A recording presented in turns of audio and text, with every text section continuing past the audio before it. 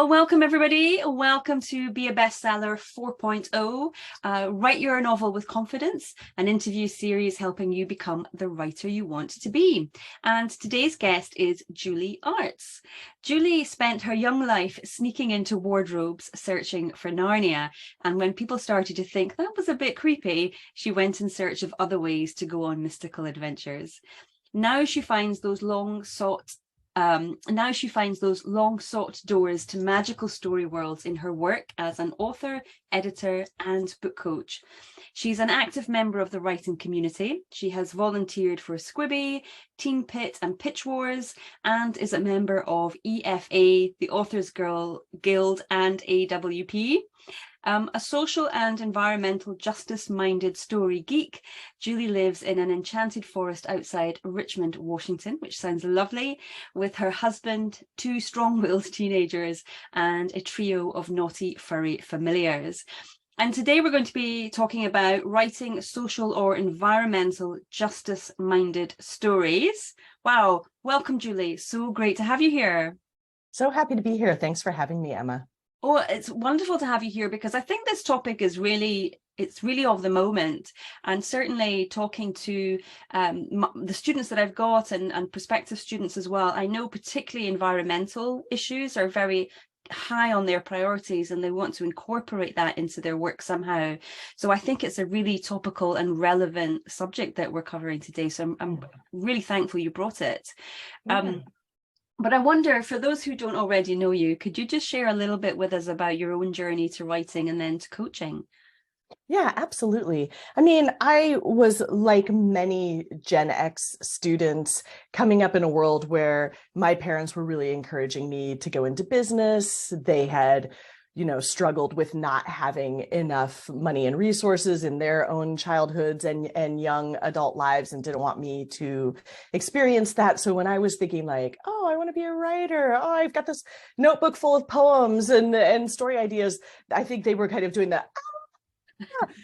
Why don't you have a backup plan just in case that doesn't work out type of thing. So of course, ultimately what I did was I went into business and I went into high tech, worked for years as a technical writer and technical training developer. And it was fun and I was good at it. And communication has been a part of every job that I've ever had, but it wasn't filling me up. And so when we had the opportunity to move to Finland for my husband's job, I had to quit my high tech job. And I started writing again. I was in my 30s and really thinking, I've got the kids away to school now. I can really focus on my own work.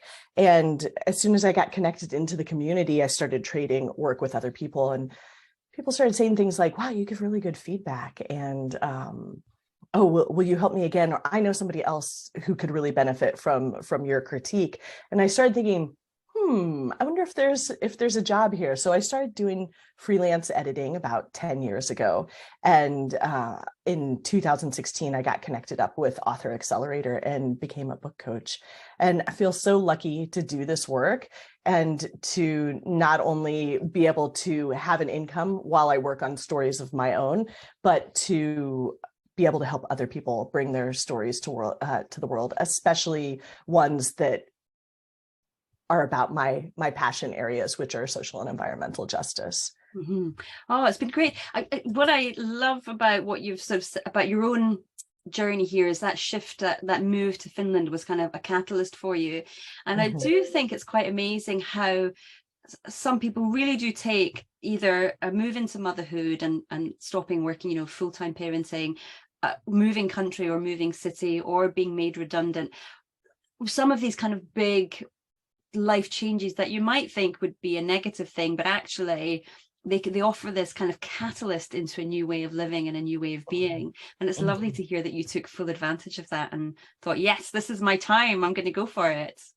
Yeah, I mean, some of it, in some ways it was terrifying, right? I moved to a country where I knew no one but my husband and my two kids. But very quickly, I realized that there were so many opportunities to connect online. And I actually started connecting, pardon me, I actually started connecting with the writing community online, both the SCBWI International organization and some other kidlit focused organizations here in the US, and started meeting writers that way, and then instantly felt that bond and that connection that I was missing from leaving my friends behind in the US. So yeah, the writing community, I think, is just a really warm and welcoming one. It's lovely.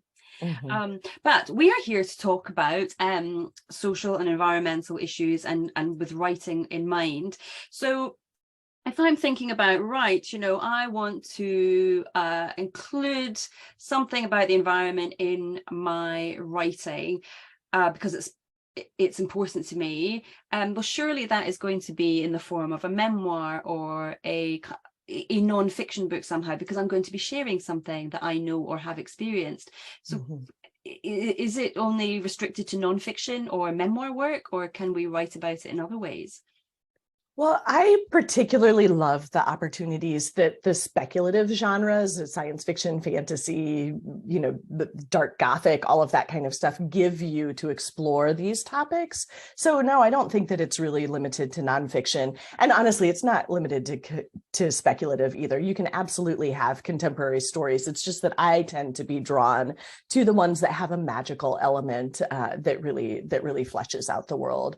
So if you look at, for example, Station 11, the book came out quite a few years ago, but now it's got its own television series. It actually deals with a pandemic. Who knew that somebody could so accurately describe a flu that put a stop to things in the world before we even had the COVID pandemic? It's an excellent example. It's really a near future setting and explores some of the breakdown of society that might happen if a pandemic spread across the world, and we've seen a little bit of that, right? And so these stories, I was wondering whether people would really like to see Station 11 when having just survived a pandemic.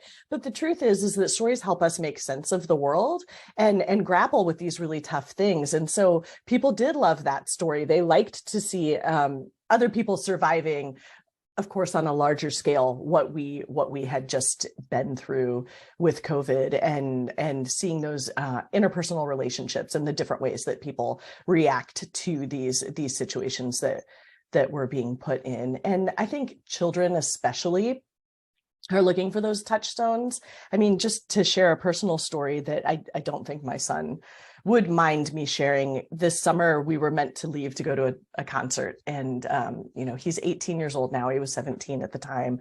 And he hadn't come out of his room. I knocked on the door. Gabriel, what's going on? And he was just laying there in his bed, and he was really, really looking very sad.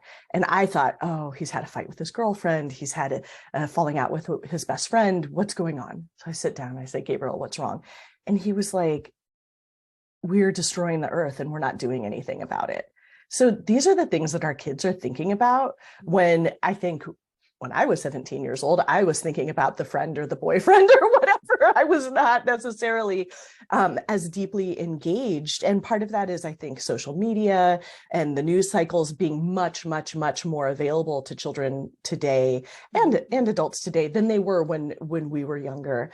And really, I think that people are looking for these touchstones and these stories to help make sense and to help give a sense of hope, but also a sense of these are real issues and things that we need to deal with, or else, right? Many of these books are giving us sort of the worst case scenario, thinking of, for example, the Broken Earth trilogy by N.K. Jemisin, one of my favorites, that just really deeply looks at the environmental destruction and social breakdown that can happen. And even though it's not at all pedantic, it's not saying, don't keep using the fossil fuels or you'll end up like the characters in these stories. It's just taking us along for a journey, and woven into the foundation of the world building is this idea that we as humans can go too far, and we can damage the earth, and that there are repercussions. And of course, N.K. Jemisin is the master of being very imaginative about what those repercussions are. And there's a little dash of magic thrown in and that sort of thing. But at the core of it, it's a story about not just environmental justice, but about what happens when we exclude certain people or are prejudiced against certain groups of people, and the long-ranging consequences that those can have. Mm-hmm, mm-hmm. So it's not just about sort of, it's almost like the subject, if you don't want to bash people over the head with it, but just give them that something to think about and have it there as a presence in the book. It's really more perhaps about it's the background to the story that's going on, rather than I'm just trying to think now. So it's you still have to have good solid characters who your reader can connect with, and who you're taking on this emotional journey with them. It might just happen to be that there's an environmental issue going on or a social justice issue going on within that storyline. Am I understanding that right? Because I'm just trying to think about how you would get that balance between not kind of bashing people over the head with it, and, you know, as you were saying, that the Broken Earth trilogy doesn't do, but still include those issues within your writing. I don't know if my question's making sense. Yeah, no, it absolutely does. And I think that different authors have different approaches, and different stories have different needs. And so the key is, I think you're right, to go back to the character. Does it make sense that this particular character that you've created is completely consumed, for example, by a social or environmental justice issue that they're combating? Or is it something that's a little bit more in the background? Another great example I have here, one of my favorite recent reads, is When Women Were Dragons by Kelly Barnhill. This is an adult story that's a very close allegory for what happened in the McCarthy era. In fact, it's actually the McCarthy era in the United States reimagined with women turning into dragons when they reject society's pressures, rather than what was actually happening during the McCarthy era, which was much more about politics and religion and sexuality and that type of thing. So in the book, there is the main character, her auntie turns into a dragon. Her mother is struggling with whether or not to become a dragon as they're grappling with society's issues. And then she has a younger sister who she loves dearly and is really her best and closest friend in the world, who's also grappling with whether or not to become a dragon. So that's a way to make the story very personal to this one girl's journey, and to really be in her head and in her emotions, but to say something larger about the world, right? We do not, as of right now, have dragons in the United States. Unfortunately, I'm constantly sad about that. However, you can really see the societal pressures and the parallels to the current world that are apparent. So in that particular book, I feel like the social justice message is much closer to the surface than in something like, I'm just thinking of an example here. My wonderful client, Jane Bard Warren's new book, How to Be a Goldfish, where the historical climate of having prejudice against gay and lesbian people is the historical setup for the story. It's not necessarily something that impacts the two middle grade aged characters in the book, other than the fact that people in their lives have been impacted by that historic prejudice. And so there is the message there, but it's much more subtle and a little bit removed from the interplay between the two main characters and how they become friends and how they overcome some of the middle grade aged struggles that they're going through in their life, and then what that has to say about the political climate and about prejudice and homophobia is very much more woven into the fabric instead of up front and center in the story. Yeah, and sometimes I think that can be more powerful, can't it? Because then you're, rather than being told you must think a certain way, which then as humans we would go, well, and don't tell me what to think, I'll think my own thing. If it's more in the background, then you're left to ponder it and think about it and feel for the people involved in the story and empathize with them. And then I guess that's how you get to shift attitudes and perspectives and change people's views. Right, right. It's so true. I mean, this is a real way. We can't go back in time and live in this time period in Canada when this discrimination was going on. Of course, it's still going on today as well, but in a slightly different way. But we can experience it by reading these stories. And for example, I was not alive during the McCarthy era. I was not born yet. However, I have a really good idea of what that fear and anxiety of persecution for who you are and what you believe now that I've read that book. And it's such an excellent connection point there to me, to help me understand a piece of history, for me to understand and experience maybe that people in the older generation experienced firsthand. Yeah, you're making me think about just talking about the McCarthy era there, you're sort of making me think about George Orwell's Animal Farm, which was, gosh, I think published in the 40s, 50s, I can't remember now. So it's making me think, okay, so this is not a new thing, actually. Incorporating issues, topical issues of the day into fiction is not a new thing. We've been doing this for a long time. I wonder then, have you noticed in the students that you work with, are there topics that are particularly relevant? Have you noticed a shift in what people are concerned about and what they're writing about? Well, absolutely. I think that in many ways, as we become more inclusive as a society, of course, there are more books about sexuality and gender, about racism, about the damage that structural racism has done both in our country and honestly on a global scale, right? There's lots of stories that address colonialism. I mean, I would say that's another big theme in N.K. Jemison's book is what happens when different power systems are at play that are lifting up one group of people and putting down another. And there's, again, many allegories to what's going on in the current world. So yeah, I think that it's important to let multiple voices be part of the story, right? But back in George Orwell's time, traditionally, it was white men who were telling most of the stories, and they were in many cases dealing with issues. I mean, I love Animal Farm for a real exploration of power and the idea that power corrupts, right? Like that's such a good story that demonstrates that.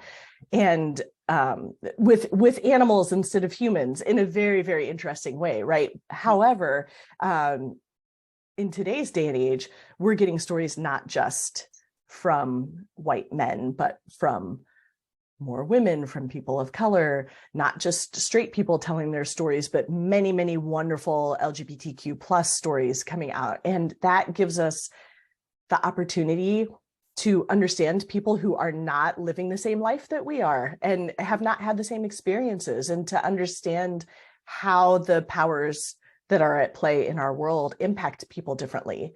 And I love that for story consumers, because I get to read about all kinds of different things, not just histories that I haven't lived through, but different life experiences that I don't have as a straight white woman. Yeah. And so that's wonderful for story consumers, but it's also wonderful for storytellers too, to not just have the single story being out there in the world. Yeah, it sounds like that the topics that are being written about, so power, prejudice, corruption, those kind of topics they're still relevant in this day and age, and they're still the ones that are kind of being talked about. But it's who's telling those stories now that is the biggest shift and the biggest difference. It's no longer white middle class people, but people from all different backgrounds and all different disabilities and all different preferences are telling similar stories or similar themes, but from different perspectives. So that in itself, I guess, is just really transformational. Right.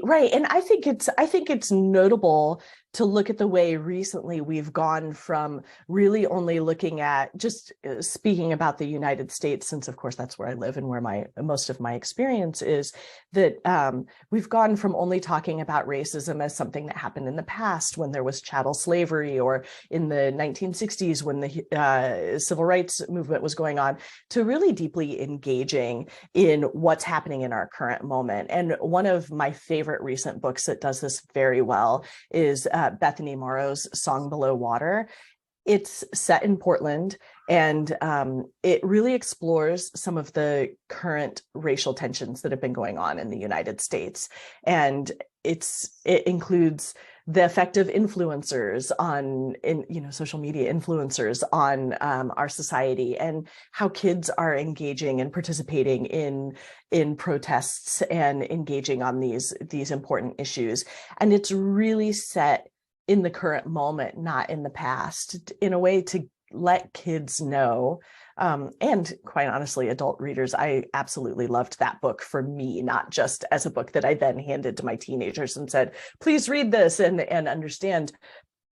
There's just so much to learn there about this present moment that we're in, and to understand that some of these social justice and environmental justice issues, they're not things that are in the past, right? Like, maybe we understand now that we don't want to strip mine, that we don't want to destroy the habitat of endangered species, which is, a great hoot. Carl Heisen's Hoot is a great book about that. That's, it's set a little further back in time, and it's the microcosm of these tiny burrowing owls being endangered by a construction project. And it seems like it's just about this neighborhood and how this local community is going to deal with these owls. But there's a lot to say about what the way that we grow as a society physically, like the way we build and the way that that our cities expand outward, has real impact on animals and plant life, mm-hmm. in a way that people can connect to more directly than thinking about that like doom and gloom picture of, oh my, I can't do anything with these world's giant problems. I'm just one person. But you start to see how, on a small level, in a community with these characters that are real and lovable and believable on the page, they can inspire us to take more action than maybe the news cycle would allow us to believe. That's such a good point. First of all, I love the sound of Hoot. I think I'm going to go and find that. It's about burrowing owls. So good. It's a real classic. It's a real classic. But also, as well, that note of hope as well. I mean, I rarely watch the news now because it's just so doom and gloom, and it does leave me with that feeling that there's nothing we can do. Why even try? I've really got to distance myself from the news feeds. But yes, offering that voice of hope, and that as an individual or even within small communities, there is still things that we can do, there is still change that we can make, and if we're all doing those little bits together, then it can make a bigger change, mm-hmm. a more global change. Yeah. I should have asked you this at the beginning, I don't know why I didn't, but what has led you to be focused on this and really enjoy working with writers who are focused on these sort of more serious issues? In addition to being that kid who went into the wardrobe looking for Narnia, I was also the kid that started with my brother and my sister, the JA Club, which was our initials. Each of us, we're all J's. We started the JA Club when we were kids to go pick up trash in the neighborhood. My family's very outdoorsy. We grew up camping and hiking and that sort of thing, and being a part of the natural world. And so seeing things, again, it's this tiny lens, right? In my neighborhood, there was trash on the streets. And seeing that made me sad. And so I was like, I'm going to do something about it. And did that fix littering for the entire world? No, it didn't, but it made our neighborhood nicer, and it helped my brother and my sister and I engage with the idea that we can make change. And other people saw us picking up the trash and thought, maybe I'd like to think that they thought twice before they threw another Coke can down on the sidewalk as they were walking by, right? I don't know that that's the case. So I'm still the person that goes hiking with a trash bag stuck in my backpack so that I can so that I can pick up the trash and that sort of thing. And so that led to, as I went on to university, to just getting involved in some more understanding that you can be part of the social justice movement on a larger scale, writing letters for Amnesty International, volunteering in the youth prison with young people who had ended up in the system, that kind of thing. It just opened my eyes to all the problems that face us, yes, but all the opportunities that there are to engage with people who have had a different life than we have, and to be able to help and to try to make change and try to bring more justice to the world. I think I'm very much a baby in this process, and I'm still learning from people who are so much more engaged and have so much more wisdom than I do. But I'm committed to keep learning, and I'm committed to helping authors. If I can help them tell their stories when they've been traditionally underrepresented by publishing, then that's a huge win for me. I mean, I not only do I get to make way more books than I could ever make on my own, but I think really to have an impact by working with and helping people whose stories haven't been being told for a lot of really rotten reasons for a really long time. And so like, let's get those stories out there and see if we can all find our little piece in the solution to the problems that face us. Well, talking of that, if we've got listeners who are keen to incorporate some of these themes, or there's something that's, it's in the back of this, kind of on their shoulder, and they really want to put it into their fiction or into their memoir or into a piece of writing, maybe a short story, what do you think is key to being able to write these themes well that really resonate with a reader? Yeah, well, I think the absolute key is to understand your audience, right? You're going to take a different level, a different approach to writing for young children. Like I write for middle grade YA and adult audiences. And as I'm crafting a story in that space, I'm thinking about what knowledge does the audience have? What is their level of engagement with this topic? Honestly, how much hope are we infusing? I feel like middle grade is a very hopeful space. The endings of the stories tend to end on a note of hope, even if they're dealing with really serious issues. And I am not in any way talking about dumbing down or simplifying or shying away from tough topics. Middle school readers are very discerning, and they see what's going on in the world, whether we as adults would like them to or not. So they're ready, they're hungry to engage on these topics and to understand them on a level of how they can participate in being part of the solution. Whereas when you get to the YA audience, like, they're going out into the world, they're already making change, right? I'm very proud that my son voted for the first time in this election just recently, and was part of the overwhelming flood of 18 to 29-year-olds who actually made change in this country by casting their vote, right? Mm-hmm. Those are our YA readers. They're our future voters. They're our future leaders, our future teachers, our future authors, and they're smart and they're savvy, and they want these stories that are going to explore these tough issues. And so really understanding that audience is key when you're doing this, but also the world building is very important. So whether you're taking an existing challenge that's currently in our society, or whether you're inventing an alien world set on another planet or in a completely different time, understanding how these themes impact not just the individual character, but the whole fabric of the world that they're operating in is important. So I talk a lot in my work around world building with understanding the biases that you're taking from your own life experience into your story, and making sure that you don't inadvertently introduce a stereotype or a tired trope or something like that. Like, you can play with those tropes, subvert them, flip them on their heads as long as you do it with intention. And that's not to say that we have to only envision worlds where we've already solved all of these problems.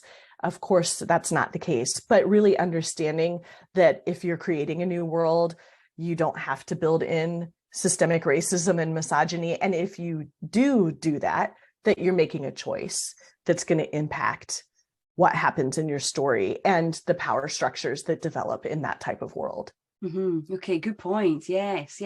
And especially thinking about those unconscious biases that we're just not even aware of. And so that's why having someone like yourself to work with would be so valuable, just getting that reflection back and asking questions. So why have you included this character, or why have you written them this way? What's the purpose? Are you being intentional, or is it just a slip of the tongue, so to speak? So that's really interesting. So I love that you've differentiated there between our middle grade, our young adult, and then adult.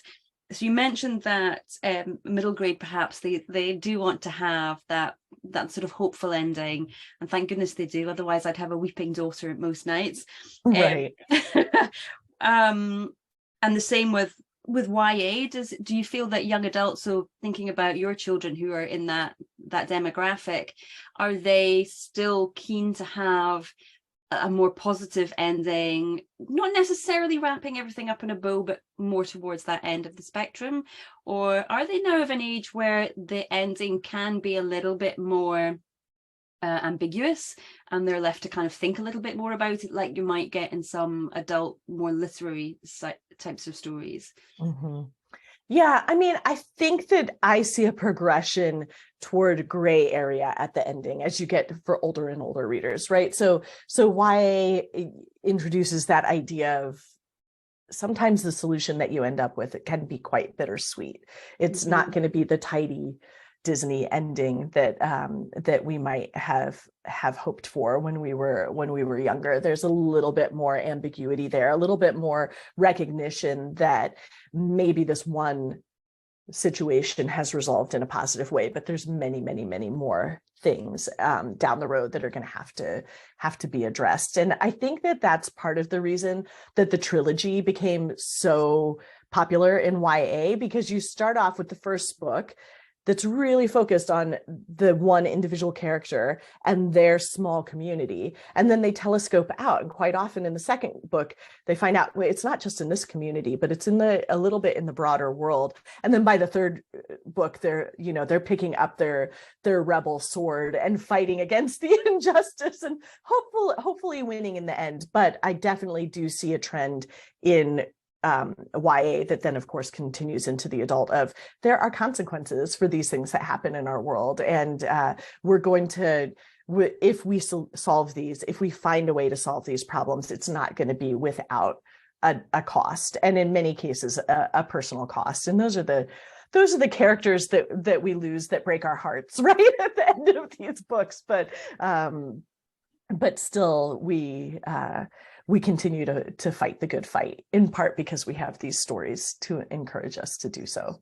Yay. And if it's worth fighting for, then there's got to be a personal cost, and that's what kind of makes us follow that leader, follow that protagonist, and see what it is going to cost them and what they're going to get out at the end and how they're going to change and grow. Oh my goodness, Julie, I'm conscious of time. We've been talking for a long time. But it's been fascinating. So much we've covered, and I know that our listeners probably have a lot of things they wish I was asking you. But you do have a free gift for our listeners, which is the Social and Environmental Justice Reading List. I wonder if you could tell us a little bit about it. Yeah, absolutely. Well, basically, when I found out that we were going to do this talk together, I just reached out on Twitter and said, hey, let me know if you've got a book coming out in 2023, 2024, or had one come out since the pandemic, since we all know it's been a little hard to market a book in these trying times. So some really, really wonderful books that have come out since 2020 have been a little forgotten. And the response was amazing. People were just coming out everywhere with so many books. It made me really, really happy to realize that so many writers are engaging on these topics. So I actually have a reading list for you that starts even with picture books, even though I don't tend to work with picture book authors. because picture books are really hard. They're really hard, and there's a little bit of magic, I think, that goes into making a good picture book. But picture books all the way to adult, I've got a reading list for you that will introduce you to some new authors that are doing some really great things. And I've also, of course, included some of my favorite sort of standard classics on these topics, and just in case you haven't read them before and might get introduced to a new favorite. So yeah. Oh, lovely. Thank you for that. That's very kind. And obviously we'll be linking to it all in the right places. But for now, Julie, thank you so much for your time today. I've really enjoyed our conversation. Yeah, me too. Thanks so much for having me.